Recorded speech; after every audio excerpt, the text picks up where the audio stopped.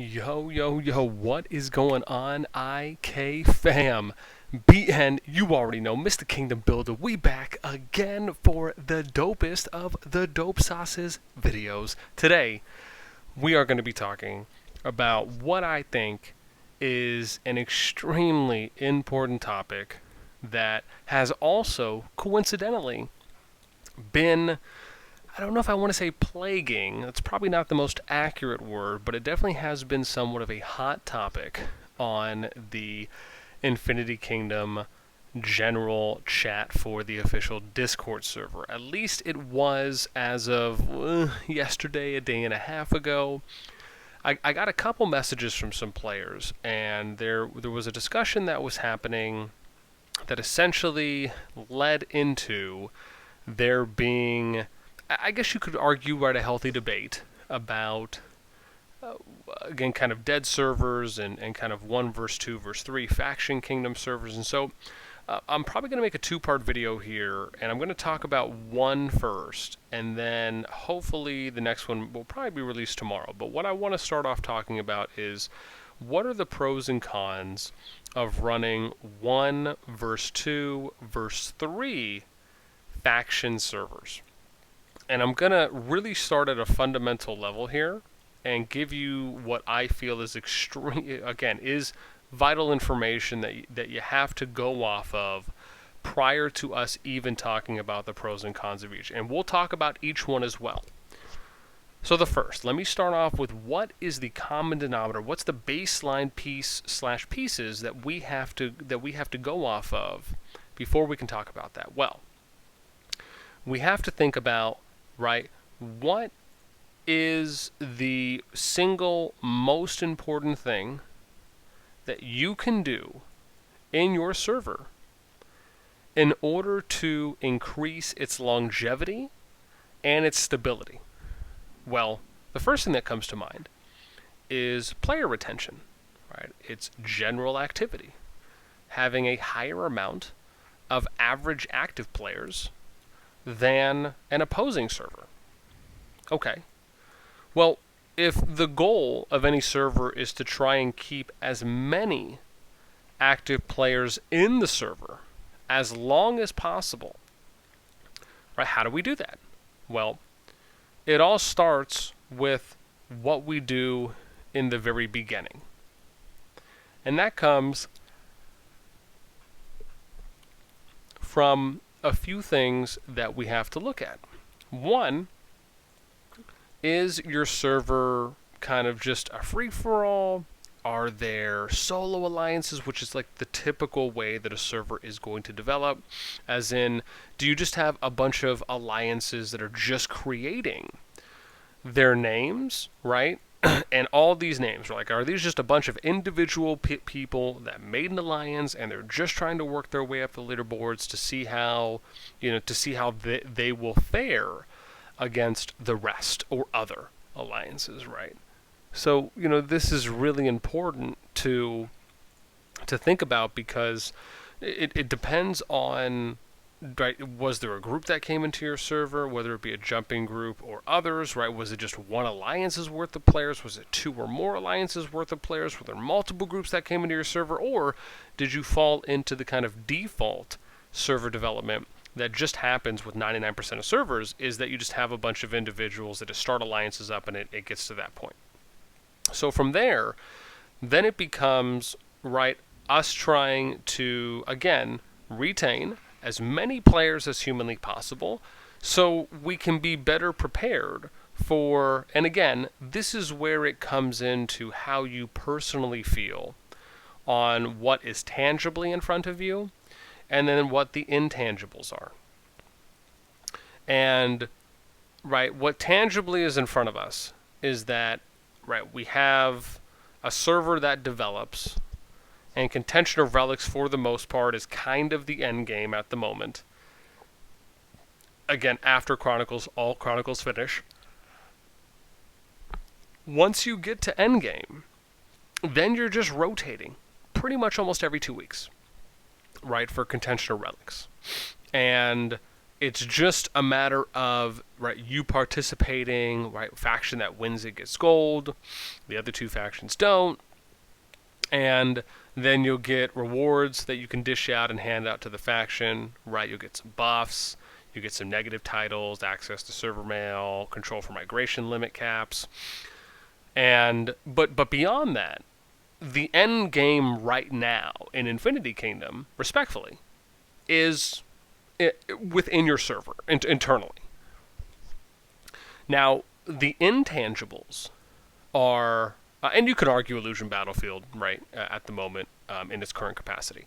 The intangibles are, right, what Illusion Battlefield will hopefully eventually become, that we've already got hinted at, which is going to be kind of a tournament-style system, similar to what you've seen in other Kingdom Builders, which would be great. And then, of course, SVS, right, or KVK, depending on what you want to refer to it as. We'll just call it SVS for now because they refer to these maps as servers, not kingdoms. So, right, server versus server, right? The ability to play and match up your server strength versus another server or multiple servers. And then it also comes in, yawns are just yiking me right now. Then it also comes into play whether or not we're going to get put onto a new map, whether it'll be something like another kingdom builder that we've seen or others where you're kind of going and invading a kingdom and then you're getting your kingdom/server invaded. Personally and preferably, I like the idea of them developing a new map for it and then servers just, again, players from those servers kind of teleporting onto that map in whatever capacity they want, so it's a separate instance and kind of all the attention can be focused on one area instead of having to kind of worry about attacking and defending in that regard, though I do like the concept. At least from Kingdom Builders I've played, this is just where my preference kind of leans into. And then with these intangibles being said, right, and also things like the global arena, right, we've heard hinted at, right, all three of these things have been announced, right? It's been announced that SVS is in the works, it's in development.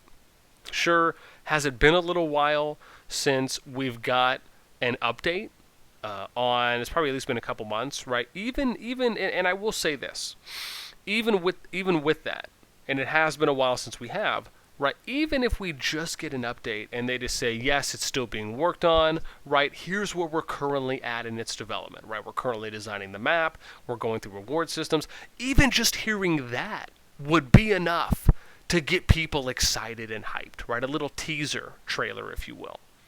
Right, we did hear they're going to be announcing Global Arena. That'll be sick when that comes out. Oh my gosh, I can't tell you how excited I am for a game-wide arena system, something that in other Kingdom Builders I wish they had that I've played before. I think the idea is great, kind of just, again, taking it to that next level. And then you have, right, the Illusion Battlefield tournament that they've hinted at as well that they're working on from one of the last updates. So, right, these intangibles, among them with SVS being by far the most important, mainly because it allows for you to involve up to every single player in your server, right? Being able to engage and participate going up against other servers. That is what you have to decide whether or not you believe when they say they're coming out with it, regardless of the fact that it's not out yet.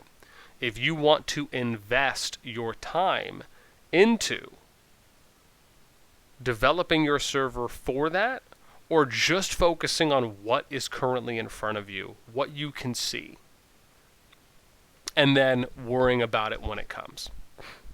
Now, with all that out of the way, let's talk about the 1 versus 2 versus 3 kingdom structure, right? This probably won't take as long as the preface of me kind of setting the stage, if you will.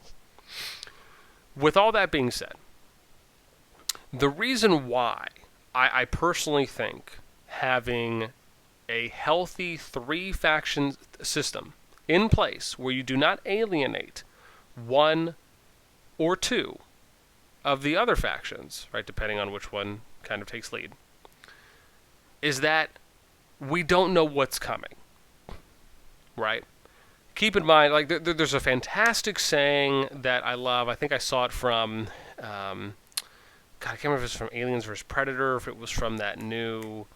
Oh, God, I'm totally forgetting what it was called. But anyways, it was a great saying that says, right, I'd rather have a gun and not need one than need a gun and not have one.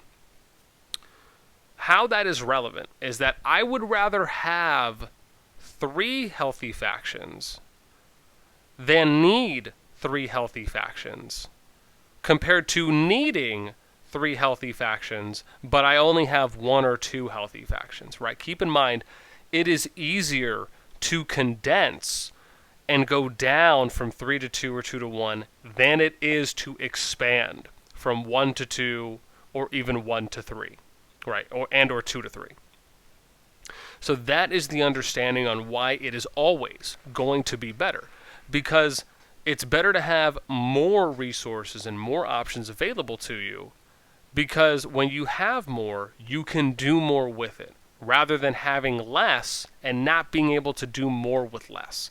And that's essentially the most simplistic way I can really put it for why it is always going to be an overwhelming benefit. It doesn't matter that we don't know how SVS is going to be or any other late game features that are going to come out. You want to have options.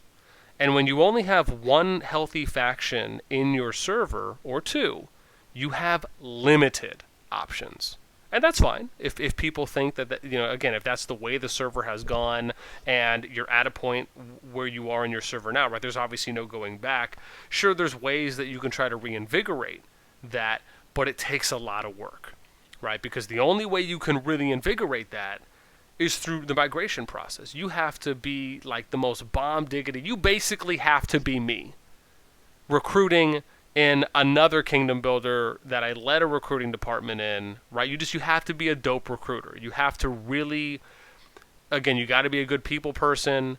You got to grind, right? You got to message. Think of yourself like a newspaper salesman, right? You're just waiting to get a higher rate of retention, right? It's like you're getting 10 people per 1,000 people you message. Like, it takes a lot of work to recruit, and I'll probably make a separate video on that as well. But focusing on this 1 versus 2 versus 3 kingdom faction talk, again, anyone who tells you that, oh, it's okay to have 1 faction, oh, it's okay to have 2 faction, no, it is not okay to have that. Now, again, if you're in that situation already, of course, right, that's where you're at. And there are some ways that you can help yourself. But, again, you just really can't argue with the fact that having more resources is better than having less, and overall less options.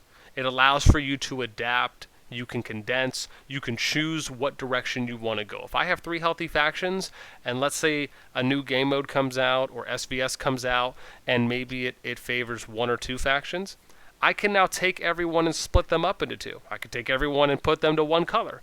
I have choices on what I can do now that are much easier to execute than if I only have 1 or 2 factions available to me that are healthy and active in the server, right?